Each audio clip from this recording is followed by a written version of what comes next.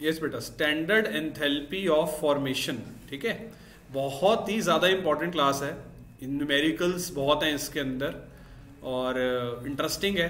ठीक है, जो थर्मोडायनेमिक्स की ये class, standard enthalpy of formation क्या होता है, इसका ना सिंबल होता है ऐसे, डेल्टा एच मतलब एंथैल्पी का सिंबल, ऊपर नॉट मतलब स्टैंडर्ड का सिंबल, और ऐसे एफ लगाने का मतलब स्टैंडर्ड एंथैल्पी ऑफ फॉर्मेशन। ठीक है ना।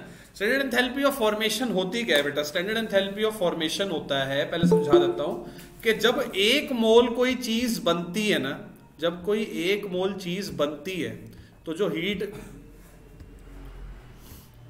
निकलती है या देनी पड़ती है, जब एक मोल कोई चीज बनती है और जो हीट देनी पड़ती है या निकलती है, उसे क्या बोलते हैं? Standard enthalpy of formation. एक मोल कोई कंपाउंड जब बनेगा तो जो हीट उसमें एसोसिएट करेगी उसे क्या बोलेंगे? Standard enthalpy of formation. ठीक है ना। लिखता हूं मैं डेफिनेशन बच्चों, इसकी डेफिनेशन है इसकी, it is the amount of heat, it is the amount of heat released or absorbed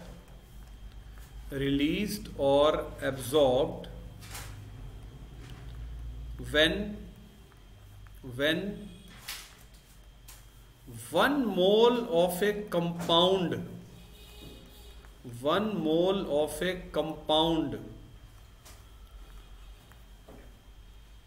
is formed. One mole of a compound is formed by its elements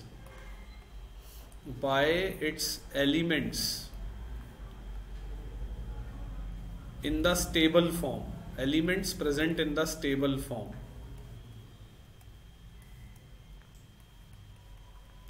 elements present in the stable form।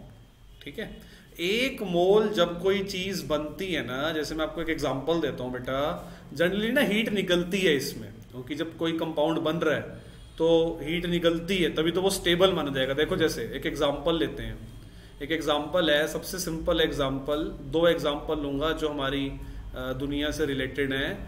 Formation of carbon dioxide, जैसे कि क्या बना बच्चे? Carbon dioxide. ठीक है ना। Carbon dioxide किससे बनता होगा? आप खुद सोचो, कार्बन डाइऑक्साइड किससे बनता होगा? कार्बन से बनता होगा। कार्बन की फिजिकल स्टेट क्या होती है? सॉलिड होती है। डायमंड, हम ना कार्बन को ग्रेफाइट लेते हैं। ठीक है, और ऑक्सीजन हमेशा कैसा लिखा जाता है? O2। तो इस प्रोसेस में जब ये CO2 बना है, इस प्रोसेस में जो हीट निकलती है ना बच्चे, वो हीट होती है, मेरे को तो याद है, हर किसी को ऐसे याद भी नहीं होती, वो हीट होती है बेटा, माइनस का साइन लगाते हैं जो कि दिखाता है कि हीट बाहर निकलती है जब कार्बन डाइऑक्साइड बनता है। हीट बाहर निकलती है जब क्या बनता है बेटा? Carbon dioxide. कार्बन डाइऑक्साइड एक स्टेबल कंपाउंड है ना, अगर स्टेबल कंपाउंड है तो हीट बाहर ही निकलेगी, तभी तो वो रहेगा। अगर हीट दे के बनाएंगे उसको तो फिर वो टेम्परेरीली बनेगा ना, फिर हीट दे के बार बार बनाना पड़ेगा उसको। ठीक है कि नहीं? तो अब जैसे देखो, अब सिंपल सी बात है कि इसको, कार्बन डाइऑक्साइड स्टेबल कंपाउंड है तो जनरली माइनस में दिखेगी आपको ये। या माइनस का साइन क्या शो करता है बच्चे? ये कि हीट क्या हो रही है? रिलीज हो रही है, इवॉल्व हो रही है। जब हीट रिलीज या इवॉल्व होती है ना, तो उस केस में बच्चों हम इसको बोलते हैं कि हाँ, जब हीट रिलीज या इवॉल्व होती है तो साइन किसका लगता है? नेगेटिव का। इसकी यूनिट जो होती है ना बच्चे, इसकी यूनिट होती है किलो जूल पर मोल, किलो जूल पर mole, kilo joule mole inverse, kilo joule mole inverse. मतलब जब एक मोल कार्बन डाइऑक्साइड बनता है ना, एक मोल जो कार्बन डाइऑक्साइड का होता है, पता है आपको? एक मोल जो कार्बन डाइऑक्साइड का होता है वो 44 ग्राम का होता है। कितने ग्राम का होता है बेटे? 44। चैप्टर नंबर 1 के अंदर हम न्यूमेरिकल्स करते थे, कार्बन का 12 होता है, O का 32, O का 16 होता है, तो सॉल्व करके कितना आएगा? 44 आएगा। 44 ग्राम जो है वो कार्बन डाइऑक्साइड जब बनता है तो जो हीट बाहर निकलती है वो कितनी होती है? माइनस में 393। ठीक है ना। ऐसे ही बच्चे एक और एग्जाम्पल है, अब इसमें मैं तुम्हें ना एक चीज बताता हूं। देखो जैसे formation of water, formation of water बड़ी इंपॉर्टेंट चीज बताऊंगा आपको। बच्चे वाटर कैसे बनता है? बच्चे को पता है H2 plus O2 gives water, लेकिन ये रिएक्शन बैलेंस नहीं है। तो बैलेंसिंग के लिए क्या करते थे, क्लास 10th का फर्स्ट चैप्टर याद करो, उसके लिए यहाँ पर 2 लगेगा और यहाँ पर भी क्या लग जाएगा 2। अब ये गलत हो गया। ये गलत कैसे हो गया? गलत ये ऐसे हो गया बच्चे, this reaction, this equation can not be considered, this equation can not be taken as enthalpy of formation of carbon dioxide. ऐसे शॉर्ट में लिखते हैं, enthalpy of formation of carbon dioxide लिखना है ना, तो पूरी कहानी मत लिखो enthalpy of formation of carbon dioxide, आप सिर्फ लिख दो डेल्टा एच, और डेल्टा और एच के नीचे क्या लगा दो, एक एफ, और कार्बन डाइऑक्साइड उसके सबस्क्रिप्ट में लिख दो। तो आपने क्या लिख दिया, enthalpy of formation of carbon dioxide. ये वाली इक्वेशन को गलत लिख दिया ना मैंने, मेरे को यहाँ पे क्या लिखना था, यहाँ पे वाटर, ठीक है, मेरे को यहाँ पे लिखना था वाटर, क्योंकि मैं तो वाटर की बात कर रहा हूं ना, तो वाटर करना था मेरे को। 1 सेकेंड लगेगा, लेट मी इरेज इट।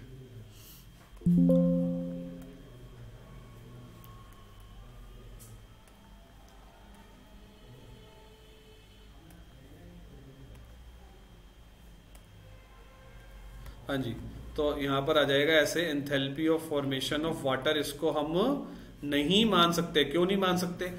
1 मोल बनना चाहिए। यहां पे कितने मोल बन गए? 2 मोल वाटर बन गया ना, 1 ही मोल बनना चाहिए। तो इस इक्वेशन को दोबारा लिखो, इस इक्वेशन को ऐसे लिखो। इस इक्वेशन को कैसे लिखेंगे? इस इक्वेशन को हम ऐसे लिखेंगे, H2 plus O2 gives water था ना।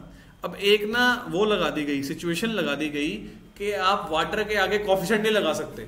आप यहां पर 2 नहीं लगा सकते, तो फिर बैलेंस तो करना है ना। बैलेंस कौन नहीं है? बैलेंस ऑक्सीजन नहीं है ना। बैलेंस कौन नहीं है इस समय? ऑक्सीजन। हाइड्रोजन तो दोनों जगह 2-2 है, ऑक्सीजन बैलेंस नहीं है, तो भाई यहां हाफ लगा दो। ऐसा कर सकते हैं, थर्मोडायनेमिक्स में ऐसा कर सकते हैं। क्यों? क्योंकि यहां पर 1 मोल चाहिए, मुझे यहां पर हमेशा क्या चाहिए? 1 चाहिए। यहां पर मुझे हमेशा क्या चाहिए?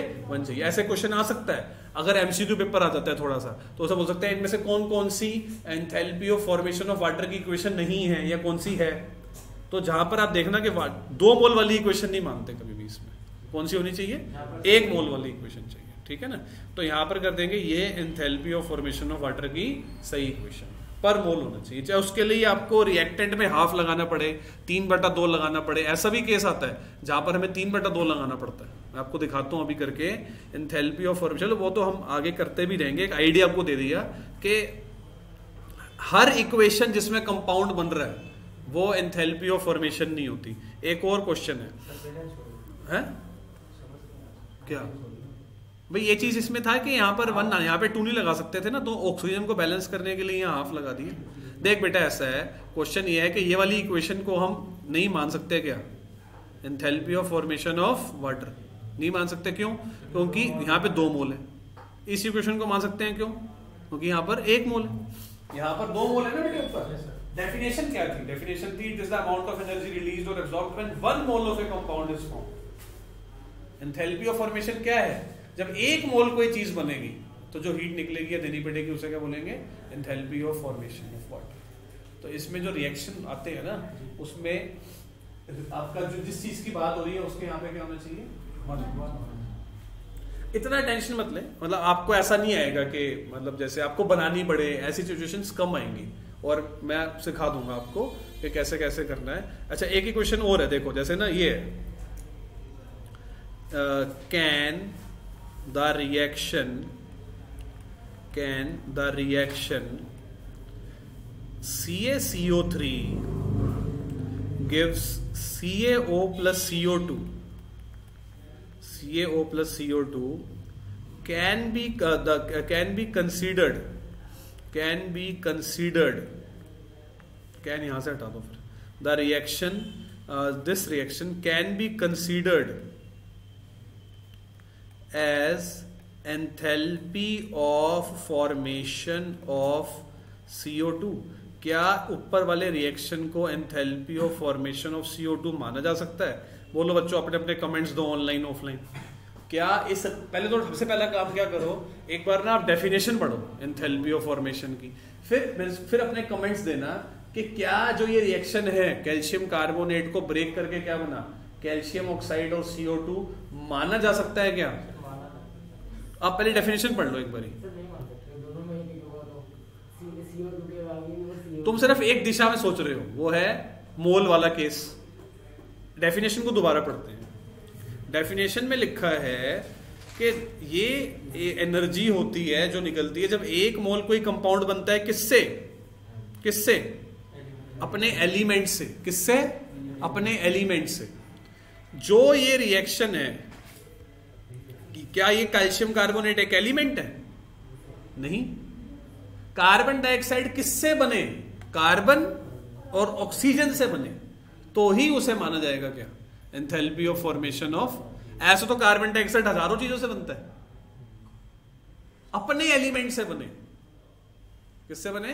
अपने। जो चीज उसमें दिख रही है वही होना चाहिए। जैसे वाटर बने तो किससे बने? हाइड्रोजन और ऑक्सीजन से बने।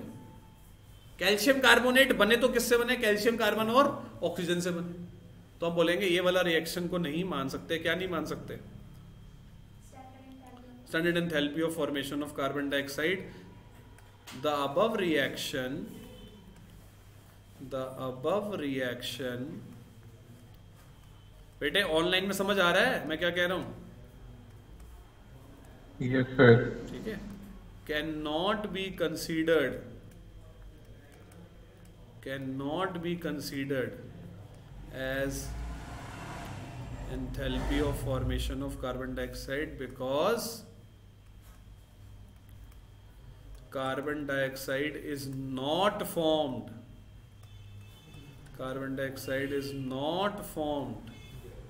by its elements। बाकी ऐसी टेंशन मत लो, ये एक दो चीज थोड़ी मतलब जैसे नई चीज है, थोड़ा यूज टू होने में टाइम लगता है। हर एक चैप्टर स्टेट्स ऑफ मैटर की तरह या जैसे कह सकते हो एस ब्लॉक की तरह नहीं होता। ठीक है ना, जो बहुत ही स्ट्रेट हो। इक्विलिब्रियम करा रहा हूँ MTTS में, वो भी बहुत स्ट्रेट है। तो ये थोड़ा सा है इसमें सॉरी। तो अब करते हैं कुछ न्यूमेरिकल्स। अभी मैंने टॉपिक क्या करवाया बेटे आपको? Standard enthalpy of formation. अब इसका यूज क्या होता है? इसका यूज ये होता है कि ना हम पता लगाते हैं एंथैल्पी ऑफ रिएक्शन कि एक देखो चैप्टर का नाम है थर्मोडायनेमिक्स। ध्यान दो फ्लास बेटे, चैप्टर का नाम क्या है? थर्मोडायनेमिक्स। थर्मोडायनेमिक्स फिजिक्स में भी था, वहां पे आप फिजिकल प्रोसेसेस को देख रहे थे। या हम जब केमिस्ट्री पढ़ते हैं तो देखते हैं भाई एक रिएक्शन, उसमें हीट कितनी निकली, कितनी देनी पड़ी। हमारा काम इस चैप्टर में ये है निकालना। अब हम क्या करेंगे? बहुत सारे रिएक्शंस लेंगे और पता लगाएंगे कि इस रिएक्शन में कितनी हीट निकली और कितनी देनी पड़ी। बड़े सिंपल सा न्यूमेरिकल है। उस फॉर्मूला होता है उसका प्रोडक्ट माइनस रिएक्टेंट। मैं आपको दिखाता हूँ अभी आपको। नया टॉपिक है, नया पेन ले लेता हूँ। ये पेन इतना मजेदार, इंटेंसिटी कम है इस पेन की।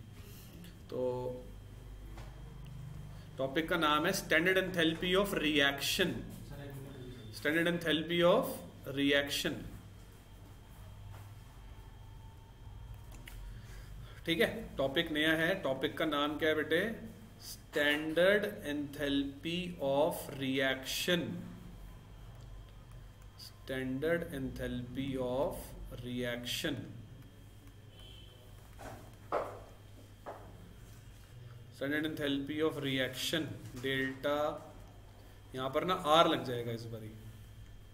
Standard enthalpy of reaction. तो ये पता है क्या होता है? It is the amount of heat released or absorbed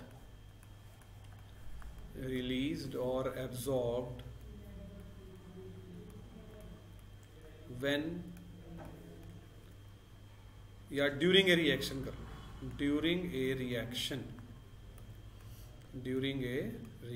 एक रिएक्शन में कितनी हीट निकली, कितनी हीट देनी पड़ी, उसे क्या बोलेंगे बच्चे हम?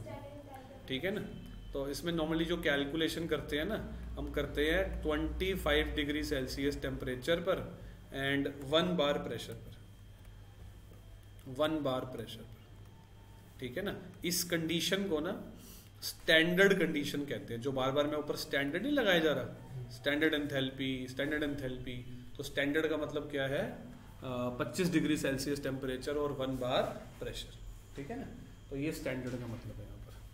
पानी आया था अच्छा, बहुत ज्यादा पूरा यार, मतलब वो तो गई थी, दिख रहा था वाइपर लगाया हुआ मेरे रूम में भी साथ। तो इसका मतलब करते हैं उसको फ़ोन एक बार।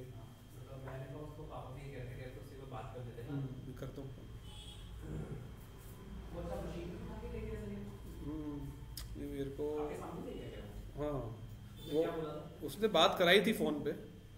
पापा से? नहीं नहीं उसने मतलब अपने उससे बात। हाँ बेटे स्टैंडर्ड कंडीशंस होती हैं ये, ठीक है।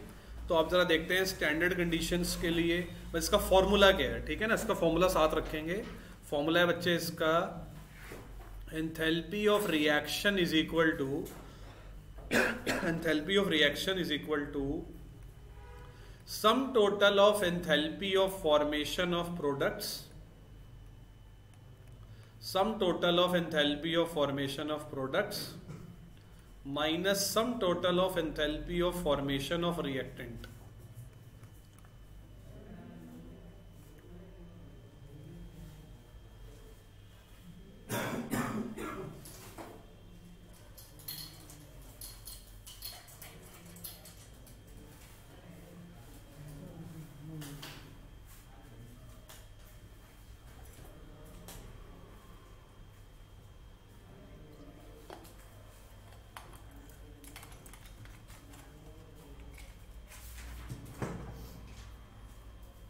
ठीक है, मतलब जितने भी प्रोडक्ट्स है ना सबकी एंथैल्पीज को प्लस करो।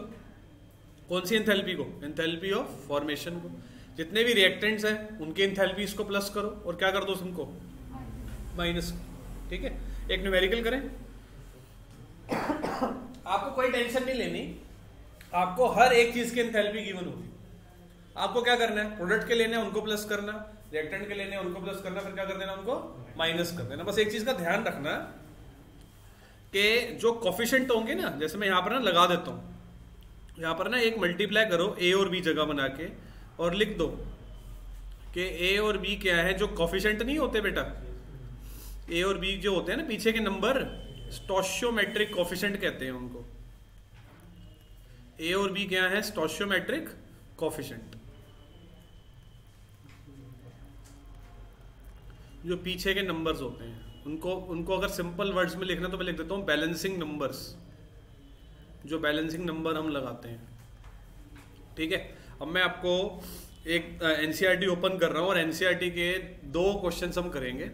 ठीक है, पहले एक एनसीईआरटी का बैक एक्सरसाइज का क्वेश्चन नंबर है 12th, वो निकालता हूं बेटे, जरा एक मिनट रुको।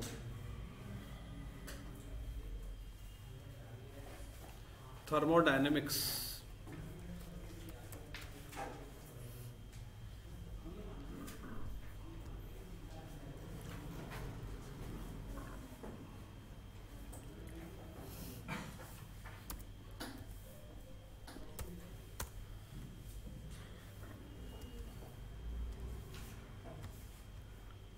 देखो बच्चों, ये रहा न्यूमेरिकल नंबर 12th है ये न्यूमेरिकल नंबर 12th ट्राई करना है पहले सबने। कहते हैं enthalpy of formation of carbon monoxide दी हुई है, कार्बन डाइऑक्साइड दी हुई है, N2O सबकी दी हुई है हमें, और तो और हमें रिएक्शन भी दे रखा है। इससे आसान न्यूमेरिकल नहीं मिलेगा हमें। ठीक है ना, ये 12th न्यूमेरिकल है। हमें सब न्यूमेरिकल पहले नोट कर लो आप, छोटा सा ब्रीफ में। आप क्या करो, चलो नोट करने की जरूरत नहीं है, आंसर करो सीधा, सिर्फ रिएक्शन नोट करो। क्वेश्चन नंबर 12 रिएक्शन नोट करो, और जो दिमाग लगाने के लिए मैंने बोला था वो दिमाग लगाओ जरा इस क्वेश्चन के अंदर।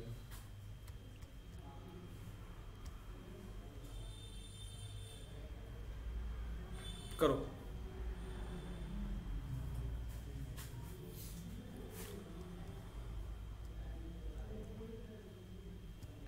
यस बेटा, न्यूमेरिकल नंबर एनसीईआरटी की बैक एक्सरसाइज का ये 12th है।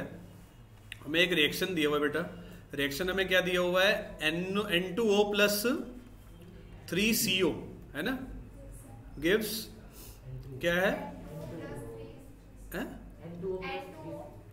फिर यहाँ N2O4 होगा है ना, प्लस 3CO2। ये हमें रिएक्शन दी हुआ है। सबकी हमें एंथैल्पीज दी हुई है। ठीक है ना, हम फॉर्मूला ना ऐसे पहले लगाएंगे, ऐसे लिखना पड़ता है, हर स्टेप के नंबर होते हैं ना। Enthalpy of formation equal to product की एंथैल्पी, प्रोडक्ट की एंथैल्पी माइनस किसकी? रिएक्टेंट की एंथैल्पी। वो कोफिशिएंट वगैरह तो समझाने के लिए था ना, बार बार कहाँ लिखते जाएंगे उसको। ठीक है जी, प्रोडक्ट की एंथैल्पी माइनस रिएक्टेंट की एंथैल्पी। प्रोडक्ट में कौन है, ऐसे और प्रेजेंटेशन अच्छी करनी है। प्रोडक्ट में कौन है, एक तो N2O है प्लस 3 मल्टीप्लाई बाय कौन है बेटा, CO2 है। ये हो गया प्रोडक्ट की कहानी। रिएक्टेंट में कौन है बेटा, enthalpy of formation of N2O4 plus 3 multiply by enthalpy of CO। अब समझ में आता है बेटा। अब इनकी वैल्यूज डाल दो। N2O की वैल्यू कितनी थी, 9.7। देखो जरा, N2O की 81 प्लस में नहीं, 81 प्लस में ही है ना, माइनस में तो नहीं है। माइनस 393 माइनस N2O4 की कितनी है, N2O4 की 9.7 प्लस 3 मल्टीप्लाई बाय 110 जो कि किस में है, माइनस में। इसको सॉल्व करके देख लो, आंसर ये बनता है।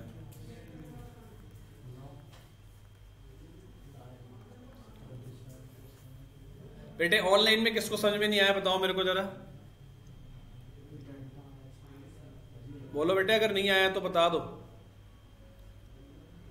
आया है कि सर नहीं, आंसर गलत आ रहा है। आंसर एक बार चेक कर लो तुम।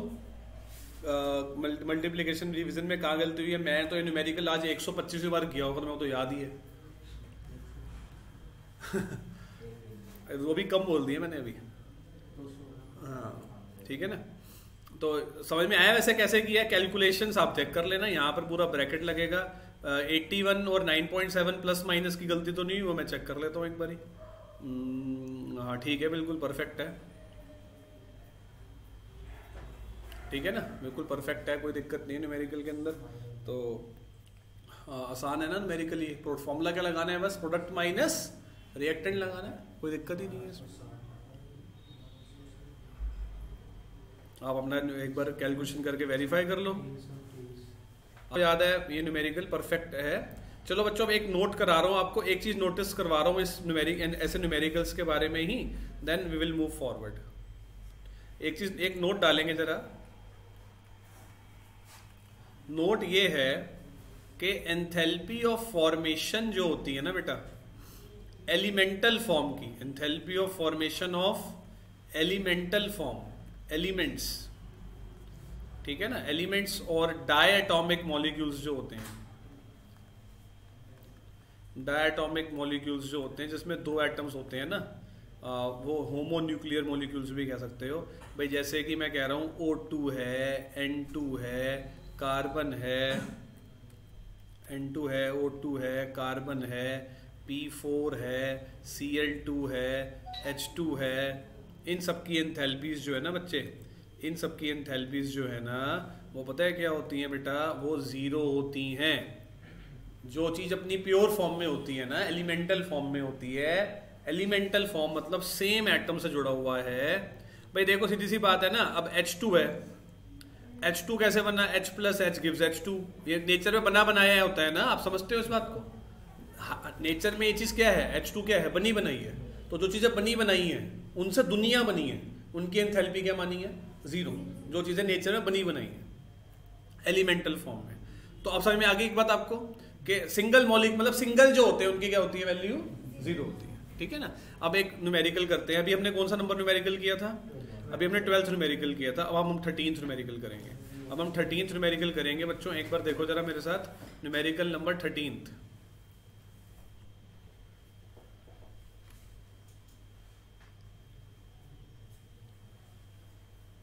लो जी, 13th न्यूमेरिकल करो जरा।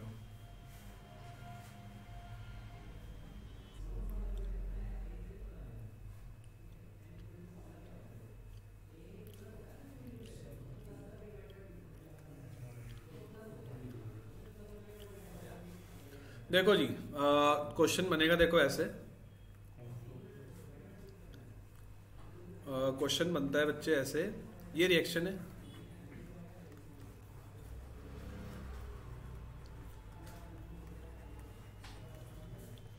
और हमें बोला है कि इस पूरे रिएक्शन की जो एंथैल्पी है वो कितनी थी, -92.4 है ना। हमें बोला है कि अब enthalpy of formation of ammonia निकालो। अगर मैं फॉर्मूले के हिसाब से चलता हूँ कि पूरे रिएक्शन की जो एंथैल्पी निकालने का फॉर्मूला है वो है एंथैल्पी ऑफ क्या, प्रोडक्ट की एंथैल्पी माइनस रिएक्टेंट की एंथैल्पी।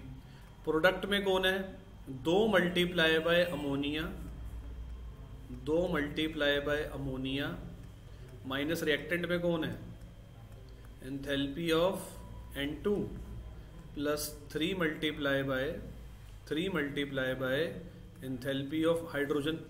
इसमें आप एग्री करते हो कि नहीं? जैसे मैंने समझाया था वैसे मैंने फॉर्मूला बना दिया ना, रिएक्शन में रखा है प्रोडक्ट की एंथैल्पी माइनस रिएक्टेंट की एंथैल्पी, है ना। अब इस पूरे रिएक्शन की कितनी दे रखी है एंथैल्पी बताओ, माइनस, ओहो मैंने आंसर लिख दिया, 92.4 इंटू 2, और ये एंथैल्पी मेरे को निकालनी है, ये मेरे को गिवन नहीं है, enthalpy of formation of ammonia. इसकी भी 0 है और इसकी भी, अभी तो बताया था कि सिंगल की 0 होती है। यानी कि अब इस जो वैल्यू है इसको सिर्फ क्या करना है, 2 से डिवाइड करना है। Enthalpy of formation of ammonia जो है that is minus 92.4 divide by 2, यानी कि आंसर आएगा माइनस 46.2 किलो जूल। मुश्किल है कि आसान है, मुझे बताइए आपको, ठीक है ना। तो ये था। तो एक न्यूमेरिकल बच्चे और देखेंगे एनसीईआरटी का, ये ना एनसीईआरटी का सॉल्व एग्जांपल है।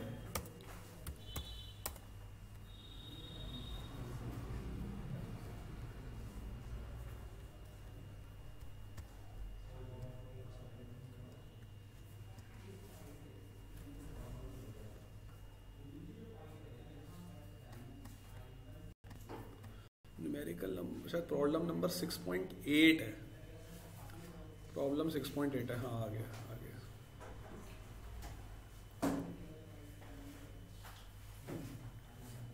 ये रहा, ये वो न्यूमेरिकल है, देखो आप, ये न्यूमेरिकल है। मैं ऐसा करते, देखो ये न्यूमेरिकल है, ये वाला वेरी इंपॉर्टेंट प्रॉब्लम 6.8। ये कहता है combustion of 1 mole of benzene, हमने करवाया 298 केल्विन और 1 एटमॉस्फेयर प्रेशर पे। आप क्वेश्चन को नोट, क्वेश्चन मैं आपको करा दूंगा। कहते हैं आफ्टर, मतलब मैं आपको शॉर्ट में लिखवा दूंगा, आफ्टर कंबशन कह रहे हैं कि आफ्टर कंबशन CO2 बना, वाटर बना और 3267 किलो जूल ऑफ हीट भी बाहर निकली। तो ये बताइए कि enthalpy of formation of benzene कितना था अगर enthalpy of formation of carbon dioxide -393 है और वाटर का जो है वो -285.83 है। ठीक है ना। क्वेश्चन दोबारा बता देता हूँ। क्वेश्चन ये है कि एक बेंजीन का कंबशन कराया गया, किसका कंबशन कराया गया, ऐसे क्वेश्चन पक्का आएंगे आपको। ठीक है, इसमें कोई रिएक्शन हमें गिवन नहीं है। देखो आप, बेंजीन का फॉर्मूला क्या है, C6H6, उसका कंबशन करवाया गया। तो कह रहे हैं कार्बन डाइऑक्साइड बना, वाटर बना और 3267 हीट भी बाहर निकली। तो ये बताओ बेंजीन की एंथैल्पी ऑफ फॉर्मेशन क्या थी। ठीक है ना। कैसे करेंगे जरा देखो इस क्वेश्चन को। इस क्वेश्चन को करने के लिए हम क्या करेंगे, इस क्वेश्चन को करने के लिए हम ना पहले रिएक्शन बनाते हैं। आ जाओ, ठीक है ना। ये है सॉल्व एग्जाम्पल। ये वाला जो क्वेश्चन है ना, ये मेरा मतलब ऑल टाइम फेवरेट है। मैंने ये बहुत देखा है एग्जाम में आता हुआ, 3 नंबर में भी आ जाता है कई बार। ये सॉल्व एग्जाम्पल 6.8। क्वेश्चन क्या है, क्वेश्चन कहता है enthalpy of combustion of benzene. मैं साथ साथ क्वेश्चन और आंसर दोनों हो जाएंगे हमारे।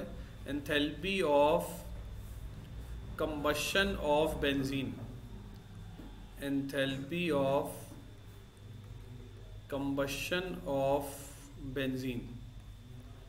तो पहले ना बेंजीन का रिएक्शन बनाओ। बेंजीन क्या होता है, C6H6।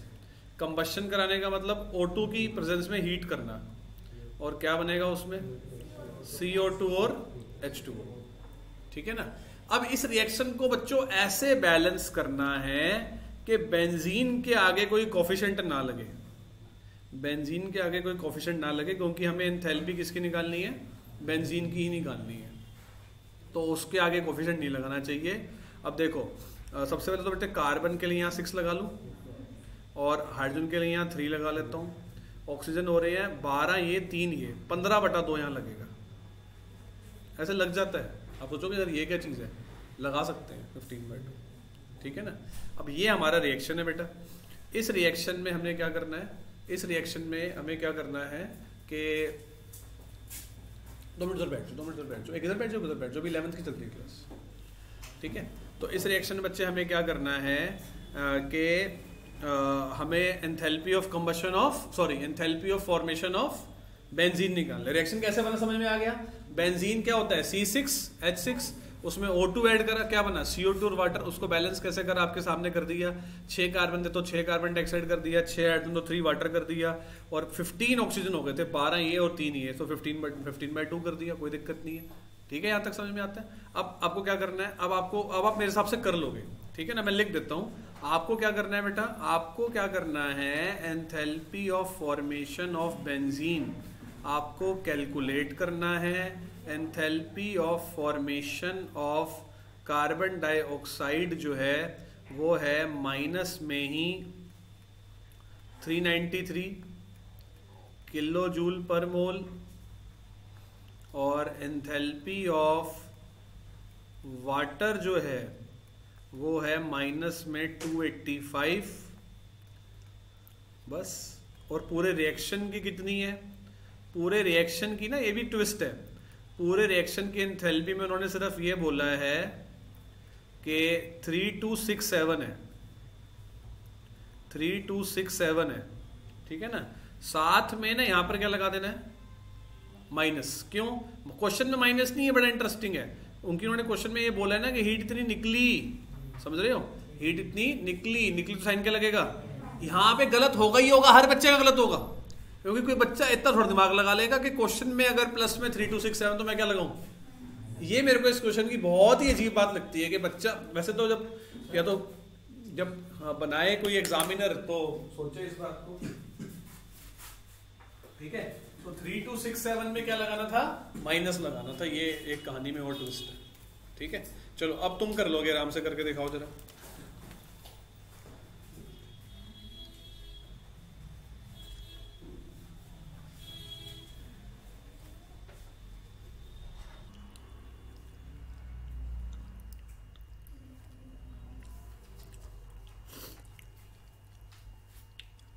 ऐसे पूरा लिखना, enthalpy of reaction equal to enthalpy of formation of product minus enthalpy of formation of reactant, ऐसे पूरा लिखना। प्रोडक्ट में कौन था, प्रोडक्ट में था 6 कार्बन डाइऑक्साइड, 3 वाटर,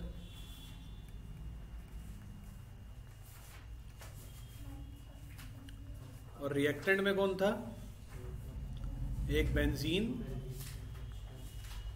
और 1 वाटर। वाटर से हमें कोई मतलब ही नहीं है, तो मैं उसको कोफिशिएंट ऑक्सीजन। पूरे रिएक्शन की एंथैल्पी कितनी है, -3267। मैं बार बार कह रहा हूं कि ये दिमाग लगाना बहुत मुश्किल है बच्चे के लिए। और कार्बन डाइऑक्साइड की माइनस में 393, वाटर की -285, बेंजीन की हमें निकालनी है, और ये हो गई क्या, 0। तो सॉल्व कर लेंगे इसको, और सॉल्व करके जो वैल्यू आती है वो आती है आई थिंक प्लस में 48 किलो जूल आ रहा है आंसर। बुक में देख लेते हैं एक बार क्या है।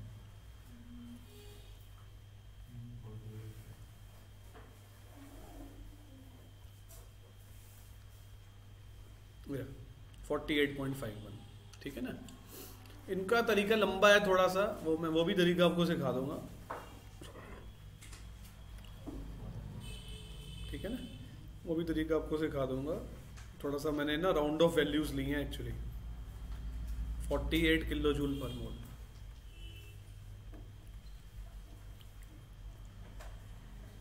ठीक है। तो ये आंसर आता है बच्चों इसका। एक लास्ट क्वेश्चन और करके फिर क्लास छोड़ रहा हूँ बेटा। एक और एनसीईआरटी का न्यूमेरिकल है, वो कुछ ज़्यादा ही सिंपल है, एक बार देख लेते हैं उसको भी।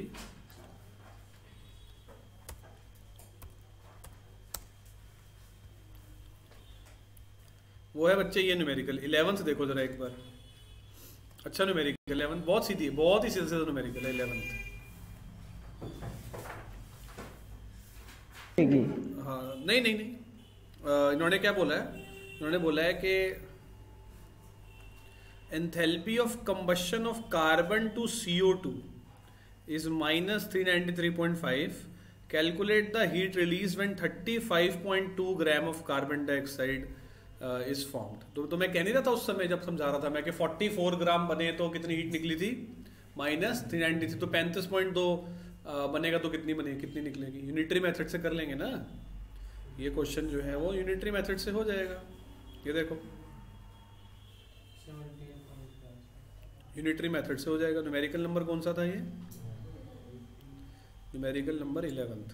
ठीक है, हम ये बोलेंगे कि enthalpy of formation of carbon dioxide की वैल्यू जो है वो है माइनस में 393।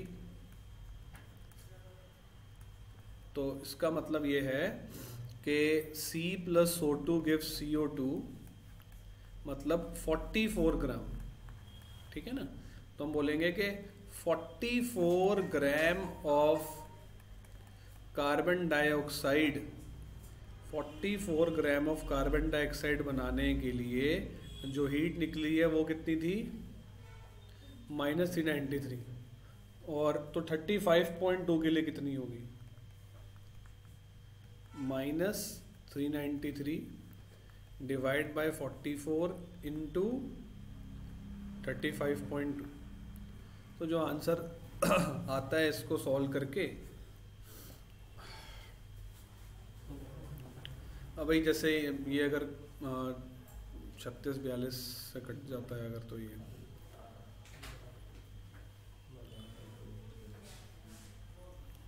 ऐसे अगर लगाता हूँ ना 0.9 से मल्टीप्लाई, 314.4 होगा मेरे हिसाब से। 0.9 से इसको मल्टीप्लाई कर देना, आंसर आ जाएगा। चलो ठीक है बच्चों, नेक्स्ट क्लास में आगे कराता हूँ। ठीक है, इतना एक वर्कशीट आपको भी भेज दूंगा रात तक।